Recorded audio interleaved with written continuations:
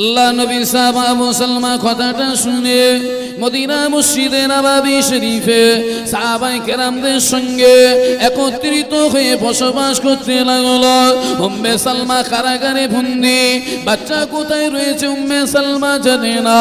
1 বছর পরে কারাগারের দরজার কাছে এসে আব্বা জান মেয়েটাকে ডেকে বললেন, ও বাবা কলিজার টুকরি মেয়ে উম্মে সালমা বেরিয়ে আয় মা, বেরিয়ে আয়। কারাগার থেকে মেয়েটা বাইরে বার হলো। আব্বা জান জবাব দিয়ে বললেন, মেয়ে এই মুহূর্তে মক্কা ছেড়ে মদিনার জমিনে চলে যাও, আমি যেন তোমায় দ্বিতীয়বার দেখতে না পাই। যদি আমি দেখতে পাই আমার তরোয়ার তোমার গর্দানে পড়ে যাবে মা। উম্মে সালমা আব্বার কথাটা শুনে দৌড়াতে আরম্ভ করলো। আল্লাহ নবী দোয়া করলে বিবি বাচ্চার সঙ্গে দেখা হবে, এদিকে মেয়েটা ছাড়বে কেন? বাচ্চা কোথায় রয়েছে উম্মে সালমা জানে না। উম্মে সালমা দৌড়ে মদিনার দিকে পাড়ি দিতে লাগলো। পিছন থেকে আম্মা জান ডাক দিয়ে বললে, মেয়ে উম্মে সালমা দাঁড়িয়ে যা, বা দাঁড়িয়ে যা। উম্মে সালমা দাঁড়িয়ে পড়ল। 1 বছরের বাচ্চাটার 2 বছর তার বয়স হয়ে গেল। বাচ্চাটাকে সঙ্গে করে দিয়ে মা মেয়েটার কাছে দিয়ে বললেন, চলে যা মা, চলে যা। তুমি তোমার বাচ্চাটাকে সঙ্গে করে নিয়ে এই মক্কা থেকে মদিনার জমিনে চলে যাও। ও সোনা মানিকিরা, উম্মে সালমা বাচ্চাটাকে নিয়ে মক্কা থেকে মদিনার পথে পাড়ি দিতে লাগলো। উম্মে সালমা মদিনার জমিনে চলে গেল। একটা জায়গায় দাঁড়িয়ে রোনাজারি করে, কান্নাকাটি করে। উম্মে সালমা বারে বারে ভাবে, আমি একটা মেয়ে মানুষ, আল্লাহ নবী কোথায় রয়েছে আমি তো জানি না। রাসূলুল্লাহর কাছে কি করে যাব? আল্লাহ নবী কোথায় রয়েছে জানি না, কি করে যাব? আল্লাহ নবীর বয়োজ্যেষ্ঠ একজন সাহাবা রাসূলুল্লাহ সাহাবীর সামনে দিয়ে হেঁটে হেঁটে যায়। উম্মে সালমা রোনাজারি দেখে রাসূলুল্লাহ সাহাবাটা দাঁড়িয়ে পড়ল। উম্মে সালমাকে বললে, ও বিয়ে তুমি এত রোনাজারি কেন করছো, কেন এত কান্নাকাটি করো, বলো না গো। উম্মে সালমা জবাব দিয়ে বললেন, ও নবী পাকের সাহাবা, আমার বাড়ি মক্কার জমিনে, আমি মদিনার জমিনে এলাম। আল্লাহ নবী কোথায় রয়েছে জানি না, আমি একটু নবী দেখতে যাব, আমাকে একটু নবীর কাছে নিয়ে চলুন। আল্লাহ নবী সাহাবা আল্লাহ নবী সাহাবাটা উম্মে সালমাকে সঙ্গে করে নিয়ে গুটি গুটি পায়ে মদিনার মসজিদে নববীর সামনে গিয়ে দাঁড় করিয়ে দেয়। আবু সালমা রাসূলুল্লাহ দরবারে বসে থাকা অবস্থাতে পিছনে তাকিয়ে দেখে আবার সেই ছোট্ট বাচ্চা, 2 বছর তার বয়স হয়ে গেল।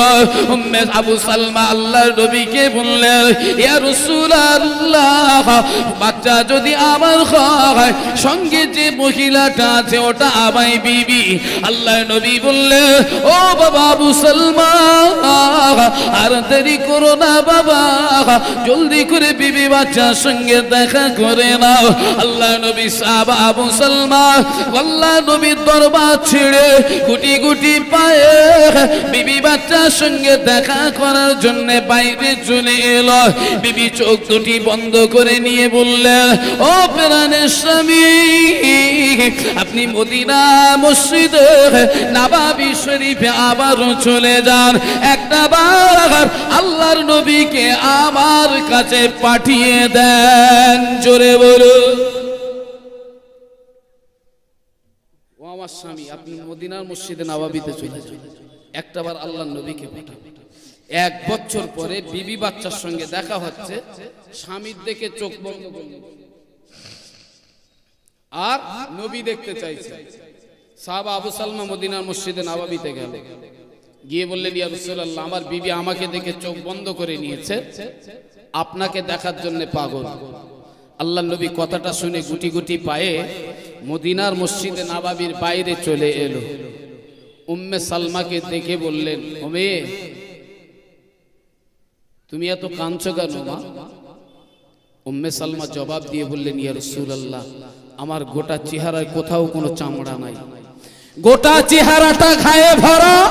ইয়া রাসূলুল্লাহ, গোটা চেহারাটা জ্বালার যন্ত্রণায় ভরা। আমার চেহারায় যে জ্বালার যন্ত্রণা ছিল, আপনার চাঁদ মুখের দিকে তাকিয়ে আমি উম্মে সালমা আমার শরীরে এক বিন্দু জ্বালা যন্ত্রণা বুঝতে পারি না। একবার জোরে বলুন।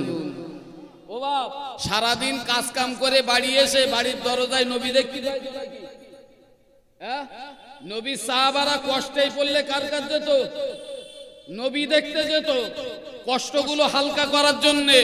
এবার আপনি আমাকে বলেন, সারাদিন কাজ কাম করে বাড়ি আসলে নবী দেখা যায় তো? যাই গো, যাই না। তাহলে নবীর পরের স্থান কার? কথা বলে না। নবীর পরের স্থান কার? আলেম অনেক পরে, আলেম জালেম হয়ে গেছে। যে নবীর পরের স্থান হলো বাড়ির গিন্নি, বোন। এই ভুল বলছি? বাড়ির বোন না?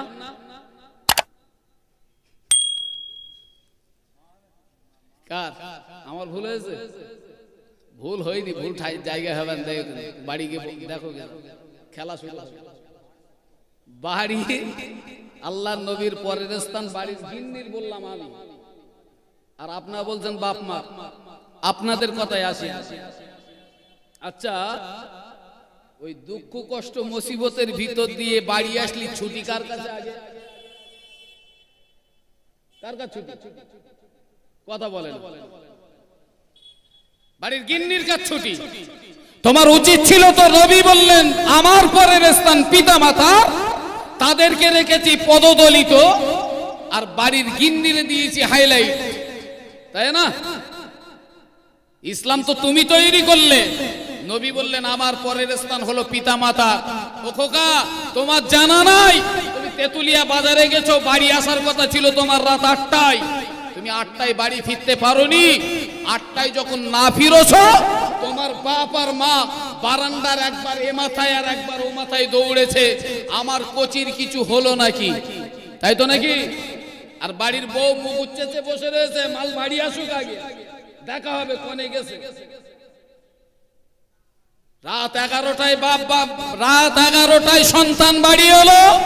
মা ঘরের দরজা খুলে দেওয়ার সময় বললেন, বাবা এত দেরি কেন হলো? কোথাও কোনো কিছু হয়েছে নাকি? বিপদ হয়নি তো বাবা?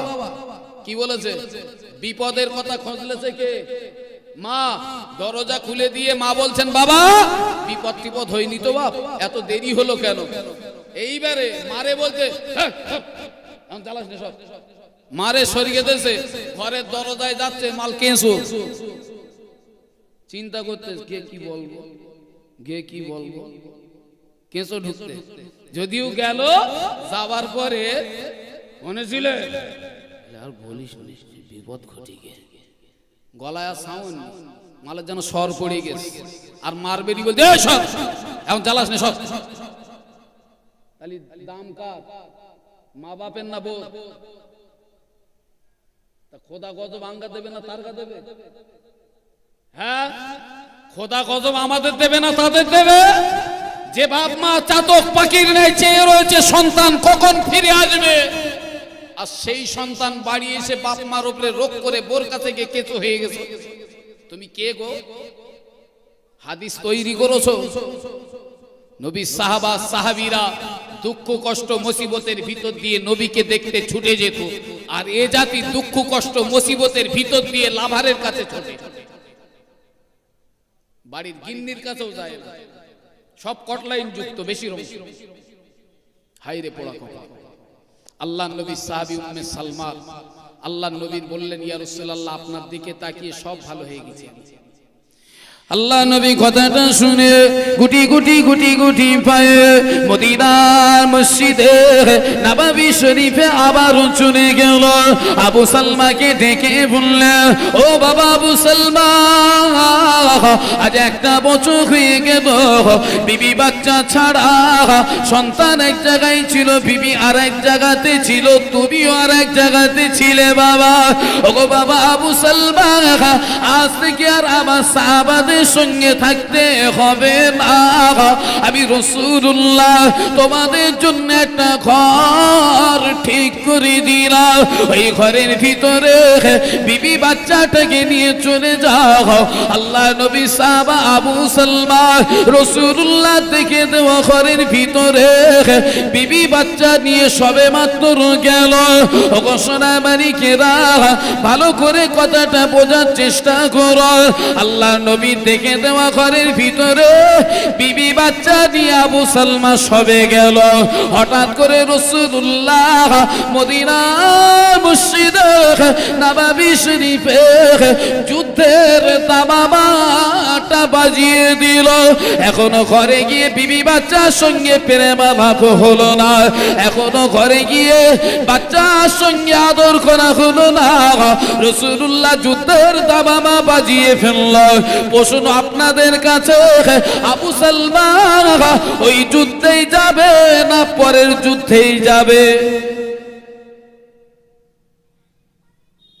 এক বছর পরে বউ বাচ্চা পেয়েছে, নবী একটা ঘর দিয়েছে, সেই ঘরে হয়ে গেছে, কথা বলার সময় পাইনি, এখন সেই যুদ্ধের দামামা বাজিয়েছে। একটু বলবেন, যুদ্ধ তো অনেক হবে। আবু সালমা চিন্তা করেছে এই যুদ্ধই যাব না, পরের যুদ্ধেই যাব, নাকি বলে? যে আবু সালমা যেই না যুদ্ধের দামামার আওয়াজ পেল, এক বাক্যে বিবিকে ডেকে বললেন, বিবি বিদায় দাও, চলে যাব যুদ্ধের ময়দানে। একবার জোরে বলে, মন খুলে বলেন। আর আমার ভাবিরা কি করতে, চাচিরা কি করতেছে? আমার চাচা সকাল থেকে সন্ধ্যে পর্যন্ত খেটেছে, আমার ভাইরা কেউ ভ্যান চালিয়ে রোজগার করেছে, কেউ কারোর কাছে মেনদারি খেটেছে, কেউ চাকরি করেছে, কেউ কারোর দোকানে জন্মজুরি খেটেছে, কেউ মুঠেগিরি করেছে। সবার কাজ কাম সেরে সন্ধ্যেবেলা বাড়ি গেছে। সন্ধ্যেবেলা বাড়ি এসে আমিনার মারে ডেকে, আয় আমিনার মা।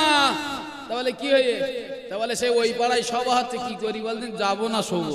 বলে অত সভা মারা কেউ না, শুয়ে বড় সকালে একটু কাজে যাচ্ছি, সভা মারা এই আছে না নেই? হ্যাঁ, নবী সাহাবা সাহাবীরা এক বছর পরে বিবি বাচ্চা পাওয়ার পরেও তারা বললেন, বিবি বাচ্চা চাই না, যুদ্ধের ময়দানে যাব, নবীর ডাকে সাড়া দেব। একবার জোরে বলুন। ভাই আমার, একটু নিজেকে বোঝান যে নবী সাহাবারা সর্বদাই নবীর কথাতে দৌড়েছে। আর এ জাতি লজ্জা হওয়া উচিত। সকাল থেকে সন্ধে পর্যন্ত কাজ করে বাড়ি এসে এখন বৌরি জিজ্ঞেস করতে, যাবো না শোবো? ও তোমার পাঠাবে কেনে, ভাবলে কি করে? 2 টাকা শর্ট হলি সে খোঁজ লাই, খবর লাই, কমনে দেই ওষুধ। আর 2 টাকা কম রোজগার করতে দেবে তোমার? বলতে সভা টভা হবে, মারাতে হবে না, শুয়ে বড়, সকালে উঠে কাজে যেতে হবে। আর 12টা 1টা পর্যন্ত সভা শুনবা, কাজে যেতে পারবা না, ওরকম সবার দরকার নাই। আছে না নাই? ওগো ভাবি, ওগো চাচি, তোমাদের হাতে না ধরে পায়ে ধরে বলছি, যদি বাড়ি চাচা ভাই থেকে থাকে তাদেরকে বাবা বাছা করে আদর যত্ন করে এই মজলিসি পাঠাও। ভাই বা চাচা এখানে এসে সুবহানাল্লাহ পড়বে, ভাবি বাড়ি বসে কমিশন পাবে, ঠিক না? কমিশন পাবে না? এই যে ভাবি যত্ন করে বুঝিয়ে সুজিয়ে এখানে পাঠিয়েছে, এর বিনিময় চাচা এখানে এসে সুবহানাল্লাহ পড়লেই চাচি সব। কারণ ভালো কাজে সহযোগিতা করেছে, ভালো কাজে সহযোগিতা করলে কমিশন পাই। আপনারা এই মাহফিল যে কায়েম করেছেন, এখানে কেউ অর্থ দেবেন, কেউ সময় দেবেন, এর যাজা কোথায়? আল্লাহ পাকের কাছে। হাসরের মাঠে এর যাজা নিয়ে আপনি জান্নাতে যাবেন। একবার জোরে বলে। তাহলে চাচি যদি আজকে তুলে পাঠাতে পারে, চাচি ভাববে আমিও কিছু মাল পাবো পরকালের জন্য। রাসূলুল্লাহ সাহাবী উম্মে সালমার যুদ্ধের আওয়াজ শুনে আবু সালমা বিবিকে ডেকে বললেন, বিবি বিদায় দাও, চলে যাব যুদ্ধের ময়দানে। আল্লাহ নবী সাহাবী উম্মে সালমা স্বামীকে ডেকে বললেন, স্বামী গো, আপনি যুদ্ধে ময়দানে যাওয়ার জন্য তৈরি হয়ে না, আমি আপনাকে বিদায় দিলাম, আপনি যুদ্ধে ময়দানে যাওয়ার জন্য তৈরি হয়ে না। আবু সালমা যুদ্ধে ময়দানে যাওয়ার জন্য তৈরি হয়ে গেল। আবু সালমা ঘর থেকে যখন বাইরে বার হবে, বিবিকে ডেকে বললে, প্রাণের বিবি, তুমি আমার জন্য একটু দোয়া করো, আমি যেন যুদ্ধের ময়দানে গিয়ে শহীদ হয়ে যাই। কি দোয়া চাইছে? এখনো বউ বাচ্চার সঙ্গে আদর যত্ন আলাপ বিলাপ কিছু হলো না। যুদ্ধের ময়দানে যাচ্ছে, দোয়া চাচ্ছে, দোয়া করো যুদ্ধের ময়দানে গিয়ে যেন শহীদ হয়ে যায়। বিবি বললেন, স্বামী গো, আপনি যুদ্ধের ময়দানে যাবেন, চলে যান, আল্লাহ পাক আপনাকে শহীদি মওত নসিবে কবুল করেন। জোরে বলুন আমিন। আমরাও দোয়া চাই, আল্লাহ পাক আমাদের যেন সকলকে শহীদি মওত দেন। বলুন আমিন। স্বামী যা বিবির কাছে চেয়েছেন, বিবি তাই দোয়া করলেন। আপনার শহীদ হওয়ার ইচ্ছা, আপনি যুদ্ধের ময়দানে গিয়ে আল্লাহ আপনার শহীদি মওতটা নসিবে কবুল করেন। আবু সালমা ঘর থেকে বাইরে পার হবে, হঠাৎ করে পিছনে বিবি এসে বললেন, ও আমার প্রাণের স্বামী, আপনি আমার জন্য একটু দোয়া করুন, আমি যেন কিয়ামতের মাঠে, ময়দানে মাশরে, হাসরের মাঠে শহীদানের বিবি হয়ে যেন উঠতে পারি। আবু সালমা বিবির কথাটা শুনে দোয়াটা ঘুরিয়ে দিয়ে বললেন, ও আমার প্রাণের বিবি উম্মে সালমা, আমি তোমার জন্য দোয়া করে দিলাম, আমার আল্লাহ আমার চাইতেও ভালো একটা স্বামী যেন তোমার নসিবে জুটিয়ে দেয়। দোয়া ঘুরে গেল না? দোয়া ঘুরে গেল তো? সব স্বামী স্ত্রীর দোয়া আল্লাহর দরবারে কবুল হয়? পরে আসি, আগে আসি। আবু সালমা দোয়া চেয়েছেন, যুদ্ধের ময়দানে যাব, শহীদ হয়ে যাব। বিবি দোয়া চেয়েছেন, বিবি তাই করলেন, শহীদ হওয়ার জন্যই দোয়া করলেন। বিবি দোয়া চাইলেন, দোয়া করেন আমি যেন শহীদানের বিবি হয়ে উঠতে পারি। স্বামী দোয়া ঘুরিয়ে দিয়ে বললেন, আল্লাহ আমার চাইতেও ভালো একটা স্বামী তোমার নসিবে জুটিয়ে দিই। আবু সালমা যুদ্ধের ময়দানে চলে গেল। যুদ্ধের ময়দানে যাওয়ার পরে আবু সালমা, যুদ্ধ চলাকালীন আবু সালমা শহীদ হয়ে গেল। যুদ্ধ শেষ হয়ে গেল, কিছু সময় বাদে যুদ্ধ শেষ হয়ে গেল। সাহাবায়ে কেরামেরা এক এক করে সবাই যে যার বাড়িতে ফিরে আসছে। আল্লাহ নবী সাহাবী উম্মে সালমা ঘরের পাশ দিয়ে রাসূলুল্লাহ সাহাবারা যখন ফিরে চলে আসে, উম্মে সালমার ঘরের ভিতর থেকে কান্নার আওয়াজ শোনা যায়। আল্লাহ নবী সাহাবারা রাসূলুল্লাহর কাছে গিয়ে বললেন, ইয়া রাসূলুল্লাহ, ইয়া হাবিবাল্লাহ, আপনার সাহাবী বড় রোনাদারি করে, আপনার সাহাবী বড় কান্নাকাটি করেন। আল্লাহ নবী কথাটা শুনে মাথাটা ঘাট করে বসে রইল। কিছু সময় বাদে নিজে কোনো সিদ্ধান্ত নিতে পারলেন না। আল্লাহ নবী মাথাটা ঘাট করে বসে রইল। কিছু সময় বাদে আল্লাহ পাকের ফেরেশতা জিবরাইল আমিন আলাইহিস সালাম চলে এলো।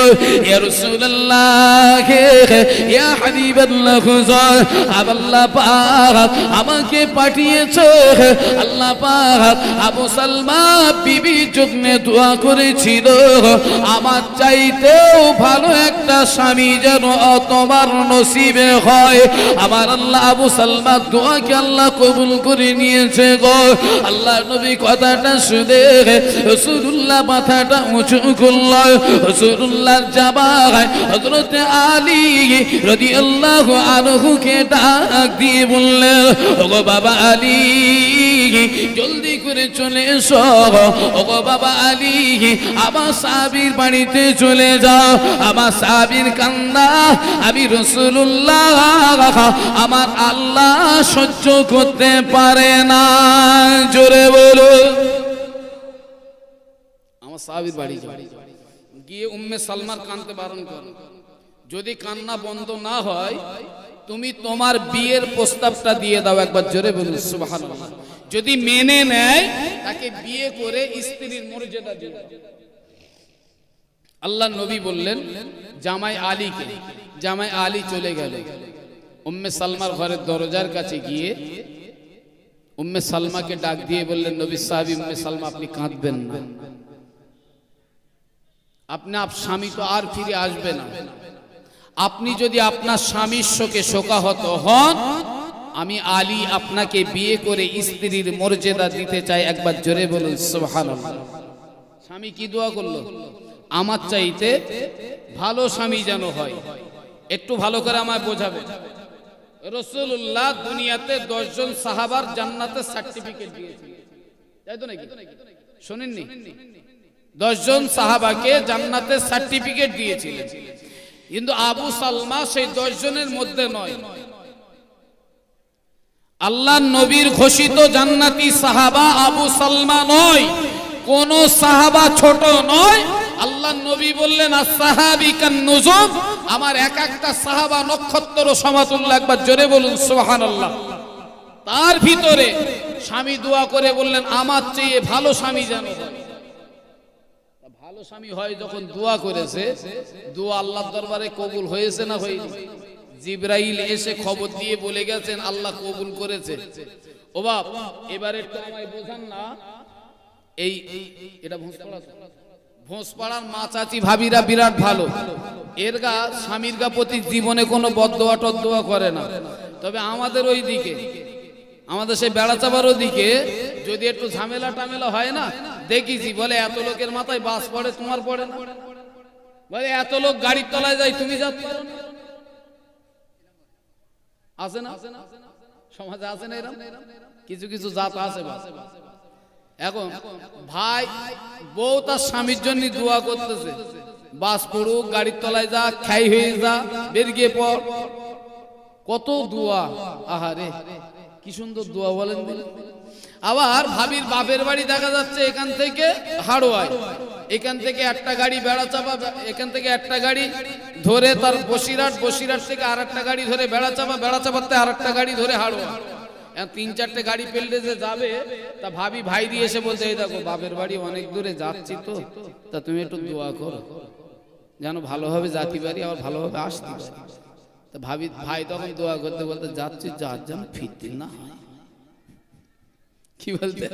যাচ্ছি যার যেন ফিরতি না হয়, তার মানে মাল হুক মেরে রেখেছে, তুই যদি না আসিস তা মিটারটা টানতে পারবি। ভাবি দোয়া করতে তোর মাথায় বাস পড়ুক, আর এই বলতে তুই গাড়ির তলায় যা। আচ্ছা বলেন, এই ভাবির দোয়ায় বাস পড়ে মরেস কত? নজরে আছে একটা? নজরে নেই। তার মানে এরা যে একে অপরের দোয়া করতে, আসলে কেউ মালটাই ভালো ভালো গো। এই যে একে অপরের দোয়া দিচ্ছে, আসলে এদের দোয়া কাজে লাগে না কেন? পিতামাতার দোয়া সন্তানের জন্য আল্লাহর দরবারে কবুল হয়, সন্তানের দোয়া পিতামাতার জন্য আল্লাহর দরবারে কবুল হয়। ঠিক তদরূপ স্বামী আর স্ত্রীর দোয়া আল্লাহর দরবারে কবুল হয়। এত বাস পড়তি বলতে কারুর মাথায় বাস পড়ে না, তার মানে মালই ভালো না। যে দোয়া করতেছে এই দোয়া কাজে লেগে যেত যদি মাল ভালো হতো। তাহলে এতে করে তো পরিষ্কার ক্লিয়ার যে মাল যদি ভালো হতো, আল্লাহর কাছে দোয়া চাওয়ার সাথে সাথে আল্লাহ কবুল করে এর মাথায় বাস ফেলে মরণ দিত। হায় রে পোড়া কপাল, তুমি কি করে বদদোয়া করো? তোমার কি বিবেক একটু সাড়া দেয় না? সারাদিন সে হাড় ভাঙা খাটনি খেটে তোমার জন্য 2 টাকা উপার্জন করে বাড়িতে এনে তোমার মুখে হাসি ফোটানোর জন্য, কি করে তার জন্য বদদোয়া করো? নামাজের পার্টিতে বসে তার জন্য দোয়া করো, আল্লাহ সুস্থ হালাতে আবার আমার বাড়িতে ফিরিয়ে দাও। এ দোয়া নেই। কি আনতি বলে যে ভুলে গেছে, ওর মাথা জ্বলে গেছে, ওর কপাল খারাপ। রাসূলুল্লাহ সাহাবী উম্মে সালমার জন্য স্বামী দোয়া করলো আমার চেয়ে ভালো স্বামী হোক। নবীর কাছে আল্লাহ কবুল করেছে, নবীর কাছে জিবরাইল মারফত খবর এসেছে, আল্লাহর নবী নিজের জামাই আলীকে পাঠাচ্ছেন, যাও বিয়ে করো।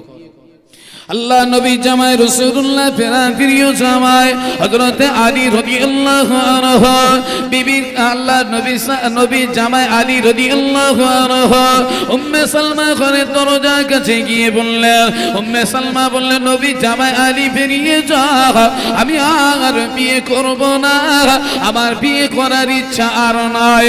ও নবী জামাতা আলী বেরিয়ে যায়। আল্লাহ নবী জামাই আলী ফিরে এলো। কিছু সময় বাদে রাসূলুল্লাহর কাছে এসে বললেন, ইয়া রাসূলুল্লাহ আমাকে বিয়ে করলো না, বরঞ্চ আমায় ঘর থেকে পার করে দিল। ও সোনাবানি কে রাসূলুল্লাহ দ্বিতীয়বার রাসূলুল্লাহ জামাই উসমানকে ডাক দিল, ও বাবা উসমান জলদি করে চলে এসো বাবা, আমার সাহাবীর বাড়ি চলে যাও, আমার সাহাবীর কান্না আল্লাহ সহ্য করতে পারে না গো, আমার সাহাবীকে গিয়ে বিয়ের প্রস্তাবটা দিয়ে দাও, যদি মেনে না খায় তাহলে তাকে বিয়ে করে স্ত্রীর মর্যাদা দিয়ে দাও। আল্লাহ নবী জামাই উসমান চলে এলো, উসমানকেও একই রকম ফিরিয়ে দেওয়া হলো। রাসূলুল্লাহ তৃতীয়বারে রাসূলুল্লাহ সাহাবা ওমরকে পাঠালো, ওমরকেও একই রকম ফিরিয়ে দিল, ওমরকেও বিয়ে করলো না। আল্লাহ নবী চতুর্থবার আবু বকর হুজুরকে ডেকে বললে, বাবা আবু বকর আমার সাহাবীর কান্না আমার আল্লাহ সহ্য করতে পারে না গো, জলদি করে আমার সাহাবীর বাড়ি যাও, সাহাবীকে বিয়ের প্রস্তাব দাও, যদি মেনে নেয় বিয়ে করো, যদি না নেয় ফিরে চলে এসো। আল্লাহ নবী সাহাবা আবু বকর চলে গেল, আবু বকর হুজুর গিয়ে বিয়ের প্রস্তাব দিল। উম্মে সালমা আগের মতন আবার রেগে গেল। ও সোনাবানি কি কিছু সময় বাদে উম্মে সালমার মনে পড়ে গেল, আমার স্বামী তো আমার জন্য দোয়া করে গেছে, এই দুনিয়ার জমিনে আমার স্বামী চাইতে ভালো একটা স্বামী আমার নসিবে হবে, আমি বিয়ে না করলে আল্লাহ নবী আমার পিছন ছাড়বে না। জোরে বলো। স্বামী যেহেতু দোয়া করেছে, তাহলে স্বামীর দোয়া কবুল হওয়ার জন্য আমার বিয়ে করা লাগবে, বিয়ে আমার করতে হবে। উম্মে সালমা আবু বকর হুজুরকে ডাক দিয়ে বললেন, ভাই আবু বকর দাঁড়িয়ে যান। রাসূলুল্লাহ সাহাবা আবু বকর দাঁড়িয়ে ফেললেন। উম্মে সালমা গিয়ে বললেন, ভাই আবু বকর আমি আর বিয়ে করব না, বিয়ে করার ইচ্ছা আমার নেই। এই কথাটা গিয়ে আল্লাহর নবীকে গিয়ে একটু শুনিয়ে দেন, নবী যদি শুনে ঠান্ডা হয় তো ভালো, যদি না হয় আল্লাহর নবীকে বলবেন দুনিয়াতে আমি আর বিয়ে করব না, যদি বিয়ে করতেই হয় তবে বিশ্ব নবী ছাড়া অন্য কাউকে নয়। একবার স্বামীর দোয়া কাজে লেগেছে না লাগেনি?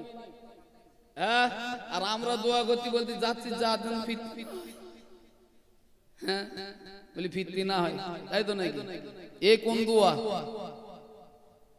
উম্মে সালমার আল্লাহর নবীর কাছে গিয়ে আবু বকর হুজুর বললেন, ইয়া রাসূলুল্লাহ উম্মে সালমা আমাকেও ফিরিয়ে দিয়েছেন, বিয়ে করলেন না। কি বলেছেন বাবা আবু বকর? উম্মে সালমা কি কিছু বলেছে? বললে ইয়া রাসূলুল্লাহ। উম্মে সালমা বললেন, বিয়ে আর করব না, যদি বিয়ে করতেই হয় তবে সেটা বিশ্ব নবী ছাড়া অন্য কাউকে নয়। আল্লাহর নবী কথাটা শুনে মিসকে হেসে ফেললেন, ফেলে বললেন, বাবা আবু বকর, ও বাবা আবু বকর জলদি করে আবার সাহাবীর বাড়িতে চলে যাও, আমি রাসূলুল্লাহ আমার সাহাবীর কান্না আমার আল্লাহ সহ্য করতে পারে না গো, আমি আমার সাহাবীকে বিয়ে করে স্ত্রীর মর্যাদা দিতে চাই। জোরে বলুন। আবু বকর হুজুর গিয়ে সংবাদ দিলেন, উম্মে সালমা তৈরি হলেন, রাসূলুল্লাহ বিয়ে করে তার স্ত্রীর মর্যাদা দিলেন। একবার জোরে বলুন সুবহানাল্লাহ। ভাই আমার রাসূলুল্লাহর বিবি কটা? রাসূলুল্লাহর বিবি বেশি, কেউ কেউ বলেছেন 13টা, কেউ বলেছেন 9টা, বেশির অংশ বর্ণনাকারী বললেন নবীর বিবি 11টা। কটা? নবীর বিবি 11টা। 13টারও দলিল আছে, 9এরও দলিল আছে, 11টার দলিল বেশি পাওয়া যায়। রাসূলুল্লাহর বিবি হলেন 11টা। ভাই একটু আমায় বলেন, রাসূলুল্লাহ এই 11টা যে বিবি মালদার থেকে ধরেছিলেন নাকি? আমরা যদি দুটো বে করি, প্রথমটা গরিব, দ্বিতীয়টার বাপ যেন প্রথমটার বাপ ভ্যান চালায়, দ্বিতীয়টার বাপ যেন লরি চালায়, তৃতীয়টার বাপ যেন ট্রেন চালায়, চতুর্থটার বাপ যেন প্লেন, মানে ধাপে বাড়ি, মানে মাল পাবো।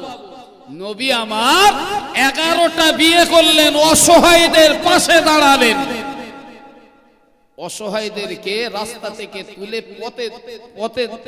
পথের থেকে তুলে তাদেরকে জায়গা দিলেন। এটা হলো আমার আপনার নবী নাকি? এবার একটু আমায় বলবেন, আপনি বলবেন তো আখেরি নবীর উম্মত আমি, নবীর উম্মত তো আমরা নাকি? শেষ নবীর উম্মত তো। তা নবী অসহায়দের পাশে দাঁড়িয়েছেন, আপনার কোচির মুসলমানই দিয়েছেন। গ্রামের গরিব মানুষ দাওয়াত করেছেন কজনকে? আমার মন তো এইরকম যে শালা 5,000 টাকার রান্না করব, 10,000 টাকার মাল তুলবো। মাল দিতে পারবে যারা, দাওয়াত পাবে তারা। তুমি নবীর উম্মত, শালা আবু জেহেলের খালাতো ভাত চরিত্র, তুমি বলছো নবীর উম্মত। নবী বলছেন অসহায়দের পাশে দাঁড়াও, আর তুমি করছো কি? কোচির মুসলমানিতে দাওয়াত করছো। মাল দিতে পারবে যারা, দাওয়াত পাবে তারা। মাল যারা দিতে পারবে না, দাওয়াত তারাও পাবে না। এই নবীর উম্মত। হ্যাঁ, গ্রামের গরিব মানুষ কটারে ডেকে মুসলমানিতে খাওয়াও, আল্লাহ খুশি হবে, কোচি ভালো পথে যাবে। মেয়ের বিয়েতে গরিব মানুষ কটার খাওয়া হয় না, তাদেরকে দাওয়াত করে কলজে ভরে খাওয়াও, মেয়ের সংসারটা আল্লাহ সোনায় ভরিয়ে দেবে। একবার জোরে বলে দাওয়াত করি সব মালদার দেখে 10,000 খরচ করবো, 20,000 মাল তুলবো। হ্যাঁ, কথা বলতে হয়। ওই আবু জেহেলের পাশের কাতারে তোরে দাঁড় করে রাখতো, আমার নবীর পাশে না। নবীর আদর্শ এগুলো নয়। ভাই আমার, আপনাদের কাছে দীর্ঘ সময় কম বেশি আলোচনা করে বোঝানোর চেষ্টা করেছি যে নবীর উম্মত হতে গেলে নবীর আদর্শ বাস্তব আমাদের ভিতরে কিছু যদি না দেখাতে পারি, তাহলে এই উম্মতের আল্লাহর নবীর কাছে কোনো দাম নাই।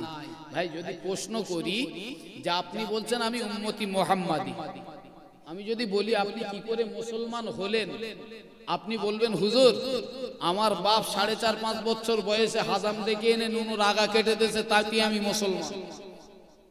আমি বলবো না, কেউ যদি মুসলমানি না দেয় আল্লাহর জান্নাতে যাওয়া কারণ আটকাবে না। আটকাবে গো?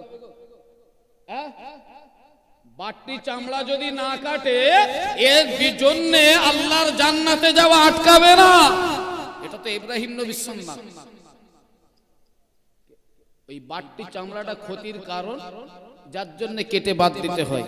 কিন্তু আমরা ভাবি মুসলমানের মূল কারণ ওইটা। একদম বাজে কথা। তুমিও যেরকম কেটেছো, আজকে অমুসলিমের ঘরে তুমি তো 4.5-5 বছর বয়সে কাটো, তারা হসপিটালের বেডে কেটে বাড়ি লেছে। তারা এতদিন পরে রিসার্চ করে পেয়েছে এই বাট্টি চামড়াটা ভবিষ্যতের ক্ষতির কারণ। ভাই আমার, আপনি বলবেন হুজুর যদি ওতে মুসলমান প্রমাণ না হয়, আমার বাপ মুসলমান মা মুসলিম, আমি সেই ঘরে জন্ম নিয়েছি তাহলে তো মুসলমান। এগুলো ঘোড়ার কচু। নবীর ঘরেও বেঈমান জন্ম লেছে না? এই নবীর ঘরে বেঈমান জন্ম লেয়নি, লিয়েছে। যদি বলেন হুজুর ওতে যদি না হয়, আমি কলেমা পড়েছি ভালো করে, আমি বলবো ও তো ইহুদির ছেলেরাও পড়তে পারে। হরিপদ কালীপদ ছেলে অথবা মেয়েকে দাঁড় করান, আপনি যা কলেমা জানেন তার থেকে ভালো কলেমা ওরা পড়তে পারে। তাহলে কলেমা পড়লে মুসলমান হওয়া যাবে না। কলেমা পড়ার নাম মুসলমান না বাপ, মেনে নেওয়ার নাম মুসলমান। একবার জোরে বলুন। কলেমা পড়লো আর মুসলমান হয়ে গেল? কলেমায় যা যা আছে কিচ্ছু মানি নেই, শুধু নাম কেউ আসতে মুসলমান। এই মুসলমানের কোনো দাম আছে গো? হ্যাঁ, খুব খারাপ লাগছে শুনতে। যে ভালো করে একটু বাড়িতে গিয়ে বালিশে মাথা দিয়ে ভাববেন যে বেড়া চাপা থেকে ছোট্ট পানা একটা ছেলে এসে আব্দুল কাদের এত বড় বড় কথা বলে গেল, কতটা যুক্তির আর কতটা অযুক্তির। ভাই আমার, ভাবতে অনুরোধ রইল। তবে আপনাদের থেকে বিদায় নেব। বিদায় নেওয়ার আগে একটুখানি হাত পাতবো আপনাদের কাছে। ভাই এই মাহফিলটা আগামী বছর আবার হবে না, খেয়ে হয়ে যাবে। হ্যাঁ হবে। একটু তাকবীর দেন না, নারে তাকবীর। একটু মন খুলে দেন না, নারে তাকবীর। রাসূলুল্লাহ সাহাবা আবু বকর সিদ্দিক রাদিয়াল্লাহু আনহু রাসূলুল্লাহর ইন্তেকালের পরে 2 বছর মদিনার গভর্নর হয়েছিলেন, তাই তো নাকি? খেলাফতির দায়িত্ব পেয়েছিলেন 2 বছর। 2 বছরের মাথায় আবু বকর হুজুর ইন্তেকাল করলেন, ওমর হলেন। ভাই আবু বকর হুজুরের পর্যন্ত যাই। আবু বকর হুজুরের ক্ষেত্রে রাসূলুল্লাহ ঘোষণা করেছেন, গোটা পৃথিবীর মানুষের নেকি যদি এক পাল্লায় রাখা হয়, আমার আবু বকরের নেকি এক রাতের নেকি আরেক পাল্লায় রাখা হবে, আল্লাহ আবু বকরের নেকির পাল্লা ভারী করে দেবে। একবার জোরে বলুন। তাহলে আবু বকর হুজুরের রাসূল ঘোষিত জান্নাতি, প্রথম কথা। 2 নম্বর কথা, পৃথিবীর মানুষের থেকে তার নেকি বেশি, তাই তো? তার জান্নাতে যাওয়া আটকাবে বলে মনে হয়? আল্লাহর নবীর প্রাণ প্রিয় বন্ধু, যা 3টে এতটা কিছু রয়েছে, তারপরেও তারা কবরের জন্য ভাবতে হয়, জান্নাতের জন্য ভাবতে হয়। কথা বলে না, ভাবতে হবে? তার ভাবার কোনো জায়গা নেই। আবু বকর হুজুরের যখন রাসূল ঘোষিত জান্নাতি হয়েই গেছেন, তিনি যদি নামাজ নাও পড়তেন, আল্লাহ পাকের জান্নাতি হয়ে যেতেন। একবার জোরে বলুন। কিন্তু তারপরেও নামাজের প্রতি তাদের এত মায়া এসে গেছে, নামাজকে ত্যাগ করতে পারেনি। ভাই আমার, সেই আবু বকর হুজুর 2 বছরের মদিনার গভর্নর হলেন। গভর্নর হওয়ার পরে একদিন এশার নামাজ পড়ে বাড়ি যাচ্ছেন, হঠাৎ করে আম্মাজান আয়েশার ঘরের দরজার কাছে এসে কড়া নাড়া দিলেন। আম্মা জান আয়েশা ঘরে দরজার কাছে এসে আবু বকর সিদ্দিক রাদিয়াল্লাহু তাআলা আনহু কলিজা টুকরি নবী নন্দিনী ফাতেমাকে ডাক দিলে, ও বাবা বেটি, ও বাবা কলিজা টুকরি মে আয়েশা, একটা বার ঘরে দরজাটা খুলে দাও। আম্মা জান আয়েশা ঘরে দরজা খুলে দিল। আল্লাহ নবী সাহেব আবু বকর সিদ্দিক রাদিয়াল্লাহু তাআলা আনহু ওই ঘরের ভিতরে প্রবেশ করল।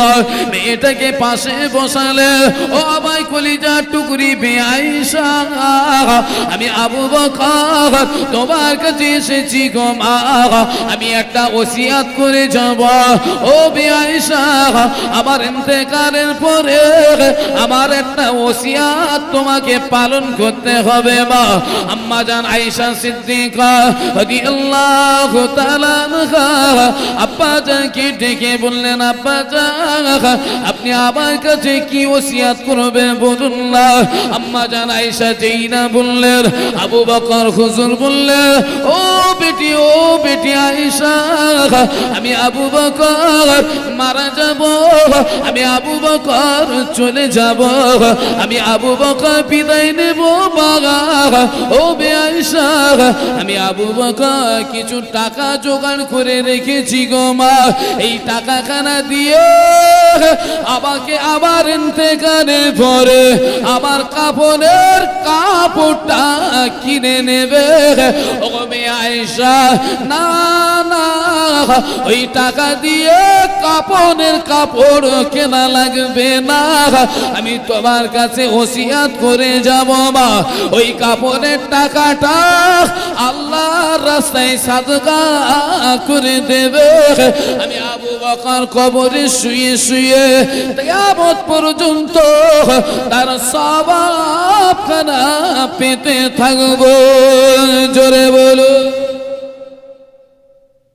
তার জান্নাতে যাওয়ার কোনো ভাবে আটকানো নেই তো। তারপরেও এশার নামাজ পড়ে মেয়ের কাছে এসে বলছে, মেয়ে আয়েশা, আমি আবু বকর কিছু টাকা জোগাড় করে রেখেছি কাপড়ের কাপড় কেনার টাকা। তাই ভাবলাম কাপড়ের কাপড়, নতুন কাপড়ের কাপড় কিনে টাকা নষ্ট করে কোনো ফায়দা নেই, কোনো লাভ নেই। এই কাপড়ের কাপড়ের টাকাটা আল্লাহর রাস্তায় সাদকা করে দেবে, আমি কবরে শুয়ে শুয়ে তার সওয়াব পাবো। ও মেয়ে আয়েশা, আর আমার কাপড়ের কাপড় বানাবে, আমার ছেঁড়া ফাটা জুব্বা জামাগুলো পরিষ্কার করে যত্ন করে সেলাই করে রেখেছি মা, ওই কাপড়গুলো দিয়ে আমাকে কাফনের কাফন বানিয়ে দেবে। আর নতুন কাপনের কাপড়ের টাকাটা আল্লাহর রাস্তায় সাদকা করে দেবে। একবার জোরে বলুন সুবহানাল্লাহ। ভাই আমার, আপনি আপনার বিবেককে জিজ্ঞাসা করুন, জুমার দিন আমরা সবাই মসজিদে কম বেশি যাই, এক আধটা একেবারে আচার সে কটা যায় না, তাই তো নাকি?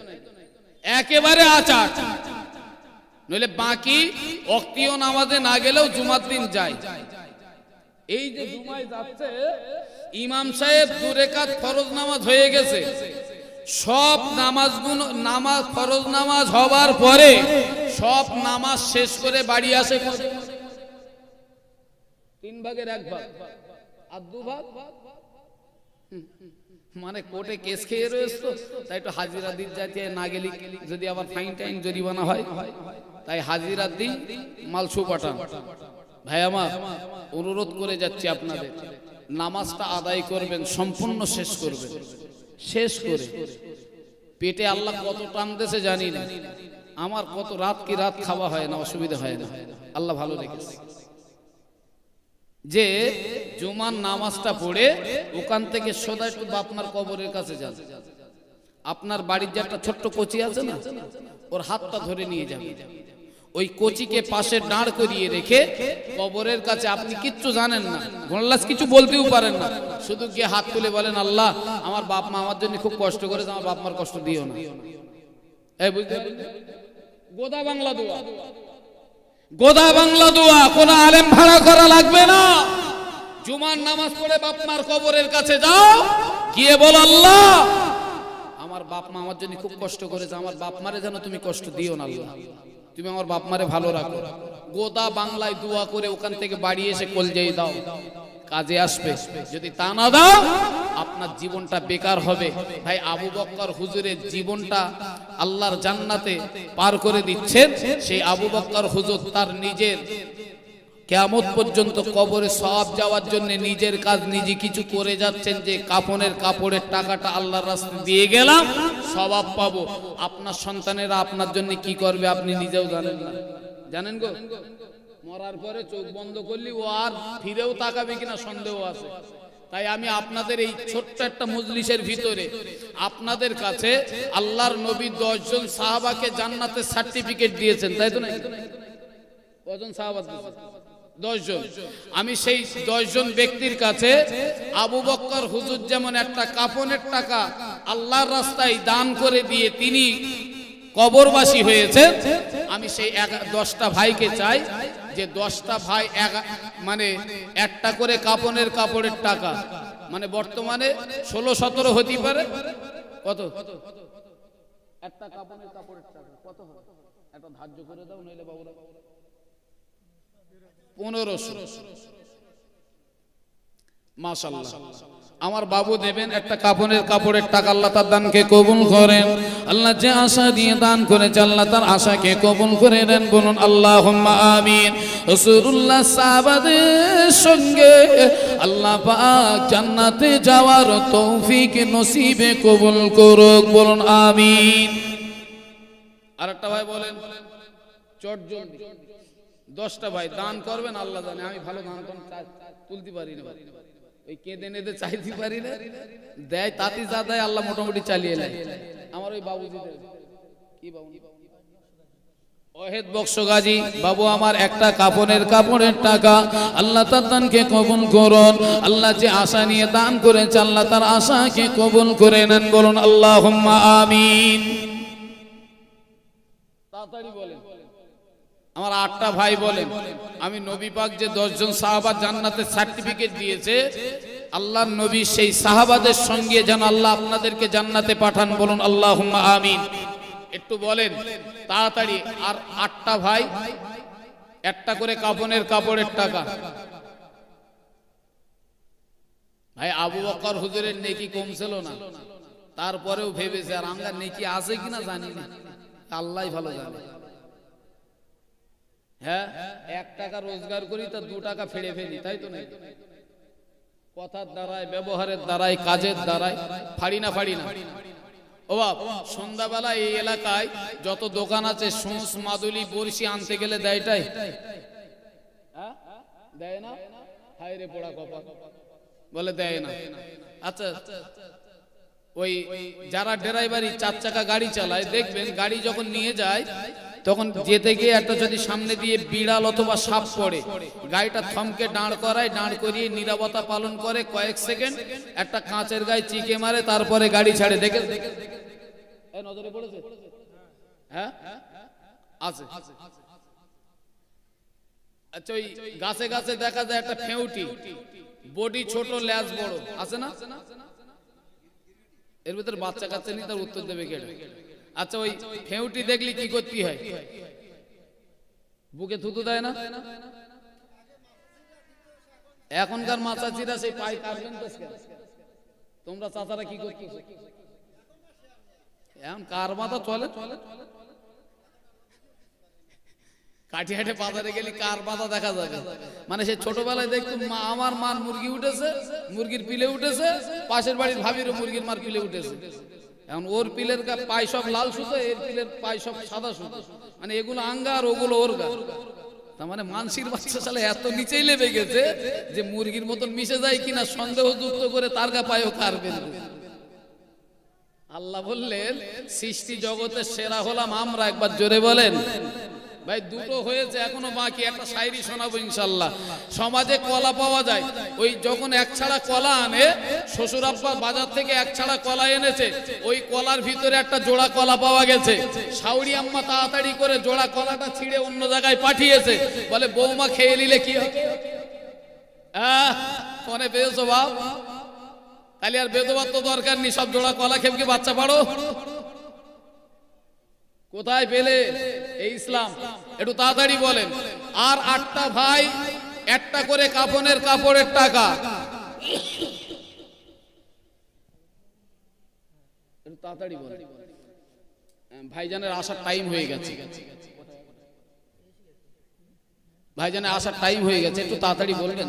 আর 8টা ভাই, আমি দাবি করেছি আপনাদের কাছে, আল্লাহ পাক আপনাদের যেন সেই 10 জন সাহাবার সঙ্গে আল্লাহ পাকের জান্নাতে পৌঁছে দেন। বলুন আল্লাহুম্মা আমিন। একটু তাড়াতাড়ি বলেন।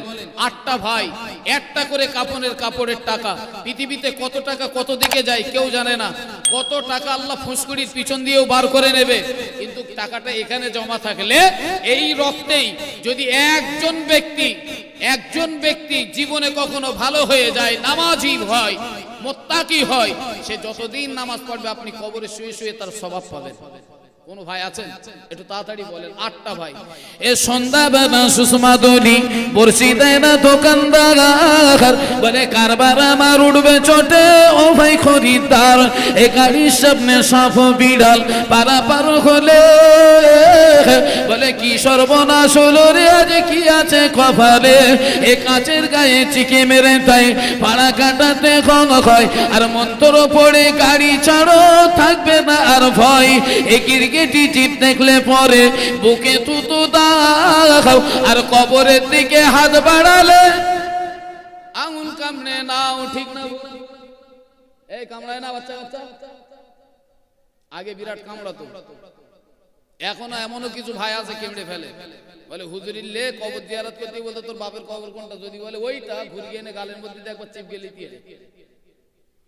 এ জোড়া ফল খেলে নাকি নারীদের জোড়া বাচ্চা হয়, আর 5-এর কামান না বেরুলে ছোট বাড়িতে ভয়, এ রাখলে রোজা নখ চুল কাটা উচিত হবে না ভাঙা খায়, পুরুষের আগে নারীদের কখনো নামাজ পড়তে নাই, আর কেউ যদি কারণ স্মরণ করে সে যদি হাজির হয়, বলে হায়াত তোমার বাড়িয়ে দিয়েছে প্রভু দয়াময়, এ মোরগ মুরগি একে অপরে যদি কারে বুকে ঠোঁট দেখায়, বলে আজ বাড়ি মেহমানের কোনো ভুল নাই, এ বসলে ঘরের চৌকাটে নাকি দেনা বেড়ে যায়, আর ভাঙা চিরুনিতে আসলে মাথা ফকির শাস্তে হয়, এ চুল দিয়ে বিবির আপন স্বামীর পা মুছিয়ে দিলে, বলে জান্নাত নাকি পেয়ে যাবে সে শুনেছে মাহফিলে, এ নামাজ রোজা পালাতে হবে না, শুধু স্বামীর সেবা করো, আর জীবনের পাপ হয়ে যাবে মাফ, দরকার হবে না কারোর, আর ডিমের খোসা ডিঙলে নাকি এ রাতে কানা রোগ হয়, আর শিশুদের মাথায় মারলে বিছানার মধ্যে না,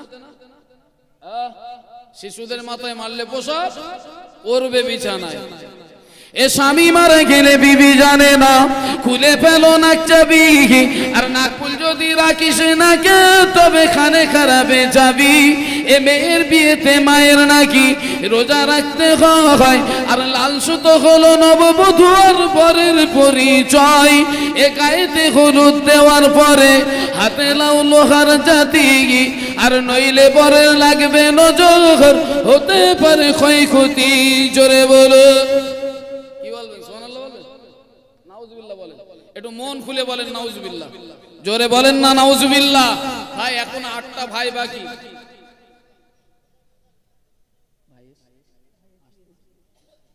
আচ্ছা 8টা ভাই একটু চট জলদি বলেন যে একটা করে কাপড়ের কাপড়ের টাকা। আপনাদের কাছে বিরাট কিছু চাইনি, একটুখানি মন নরম করেন। দেখেন পৃথিবীতে কত টাকা কত দিকে চলে যাচ্ছে।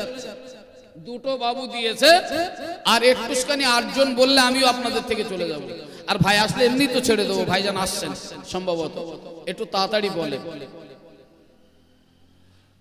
কাপড়ের কাপড়ের টাকা উঠবে না, সব নিয়ত করে যত যা বলে বলুন দেবো, আমরা দেবো তো লেবে, মরিয়াকে পরে দেখা যাবে। আমরা কচিরা যদি করে করবে, না করে না করবে, যা খেলা হয় কবরে গিয়ে খেলা হয়। একটু কেউ বলেন না বা নিজের চিন্তা নিজে করে। আমার ভাইজান মাশাআল্লাহ একটু তাকবীর দেন না, নারায়ে তাকবীর। আমার ডেকরেটর ভাই, তিনি খুশি হয়ে তার আব্বার মাগফিরাতের জন্য তিনিও একটা কাফনের কাপড়ের টাকা দেবেন। আল্লাহ তার দানকে কবুল করেন, বলুন আমিন। আল্লাহ তাকে যেন আবু বকর হুজুরের সঙ্গী করে আল্লাহ তার জান্নাতে পৌঁছে দেন, বলুন আল্লাহুম্মা আমিন। কে আছেন ভাই একটু তাড়াতাড়ি বলেন? 7 জন ভাই। হ্যাঁ হবে না? 1000 টাকা করে দেবেন, নাই কম দামি কাফনের কাপড়ের টাকা? একটু বলেন 1000 টাকা দেবার কেউ নেই? দুরূদ শরীফ আল্লাহুম্মা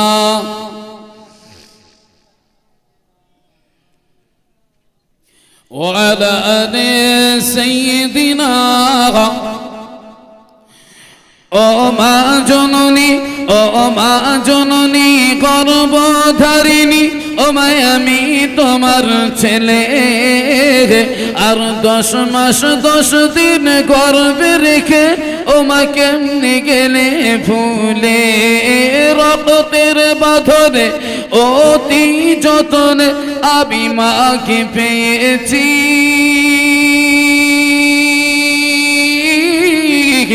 ও মা দুধের দেনা আজ পাও না, তাই বন্দিতে আছি। ওই আমার মন মানে না, ওই আমার মন মানে না, কাঁদে সোনা নেই কই আমি জান, আর কে বলবে বাছা তাড়াতাড়ি দুগ্ধ করম পান। ও মা জননী, ও মা জননী গর্ভধারিণী, ও মাই আমি তোমার ছেলে, আর 10 মাস 10 দিন গর্ভে রেখে ও মা কেমনি গেলে ভুলে। আল্লাহুম্মা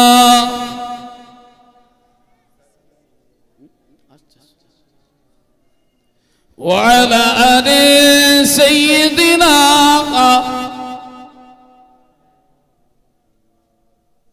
ভাই আমরা যারা বসে আছি না, এই মুহূর্তে মুখ দেখে মনে হচ্ছে বেশি অংশ মানুষ বাপ মা হারা নাকি?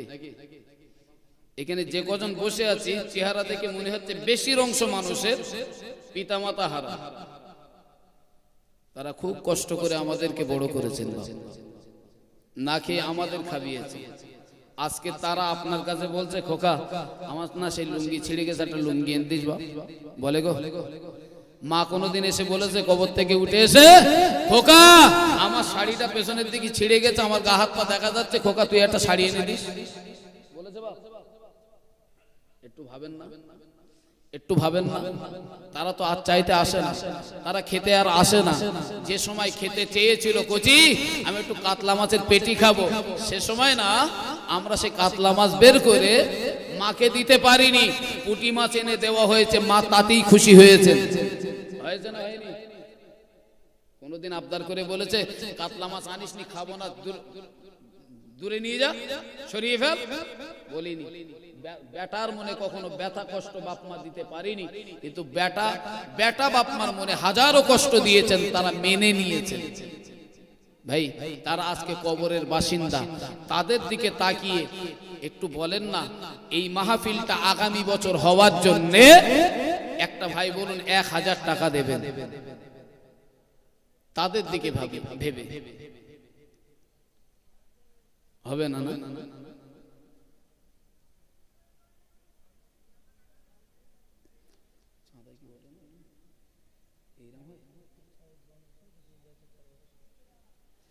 তার মানে আমার চাচারা বলতে যাচ্ছে মাহফিল আবার বন্ধ করে দাও। হ্যাঁ ও এই আপনারা দিলে কি জানেন, দিলেও হবে জলসা, না দিলেও হবে জলসা, কারণ আপনারাই তো আবার সেই 1 বছর পরে আপনাদের কাছেই যাবে।